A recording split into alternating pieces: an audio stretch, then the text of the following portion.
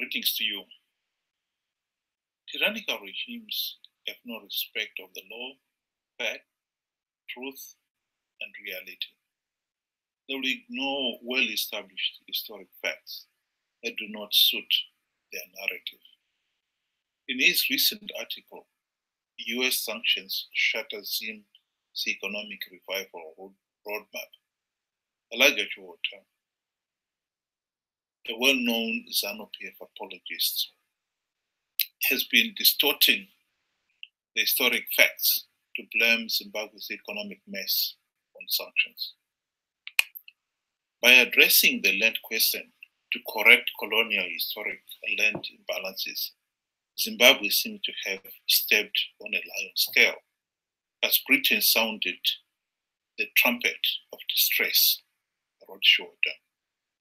Zimbabwe never interfered with the USA business interests, but because of the above dispute with Britain, the US took sides with the country's former colonizers. The result was the imposition of the Zimbabwe Democracy and Economic Recovery Act, ZDERA, of December 2001.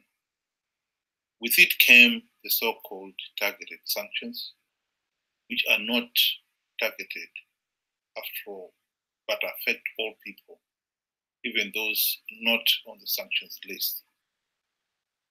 There are a number of historic facts that Chiwota has airbrushed out, which must be reinstated.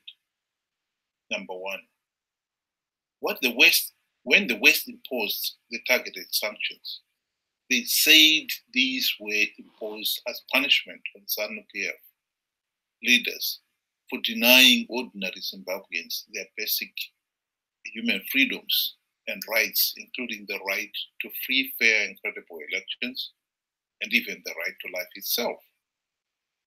Whilst it is highly probable that the West had other ulterior motives for imposing the sanctions, still, it cannot be denied that Zanu PF was riding roughshod over the ordinary people.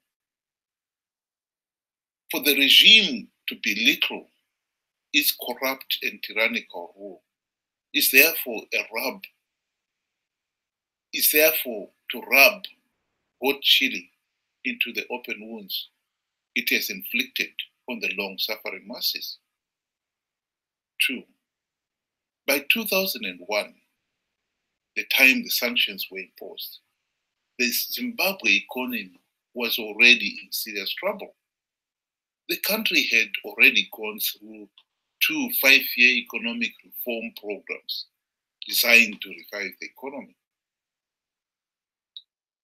The programs failed to revive the economy because Zanu PF never implemented the core reforms called for, such as the reduction of the country's bloated army, civil service, and cabinet, ending of the mismanagement and corruption, etc. Indeed, these core economic structural problems have remained to this day, albeit have grown worse. Corruption, for example, has become so rampant, the country lost $15 billion of diamond revenue alone in 2010 and 2014, according to Mugabe's own admission. 3. During the 2008 to 2013 GNU, the Zimbabwe economy registered a 12% growth rate after a decade of economic decline. The country scrapped the Zimbabwe dollar after inflation had soared to a record 500 billion %, and 1 or 2 other things, was enough to restore some order and sanity. The sanctions remained in place throughout the GNU, yet the country did enjoy the economic recovery, proof that sanctions are not the ones fueling the economic meltdown. 3, the Americans promised to lift all the sanctions if Mnangagwa honored his promise to hold free, fair, and credible elections in 2018.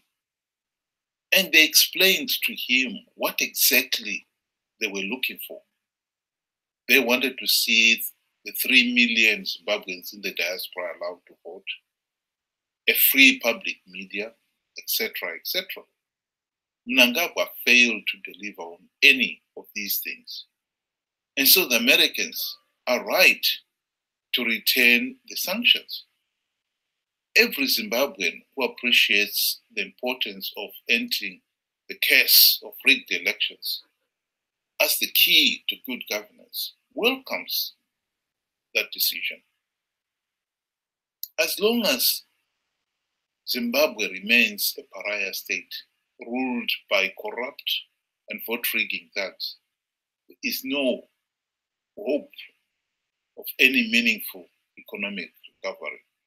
Investors do not do business with thugs for obvious reasons. They do not trust the thugs. There are too many risks, etc. Learning from yesterday, today acts prudently, lest by his action he spoils the future. This is the message encapsulated in Tiziano Beselli's great painting, The Allegory of Age Governed by Prudence. Zimbabwe is in this economic and political mess because for 38 years, Zanu PF has denied the nation the opportunity to learn from the past. We must change this here and now, or we will continue to forfeit our chance to get out of the mess and to build a better and brighter future for ourselves and posterity. Mnangagwa and Zanu PF rigged last July's elections. The regime has no mandate to govern, and it must therefore step down. If Mnangagwa and company are still in office in 2023, we can be certain of one thing. They will rig the 2023 elections and extend their corrupt and tyrannical rule. We must not let that happen. Thank you for listening.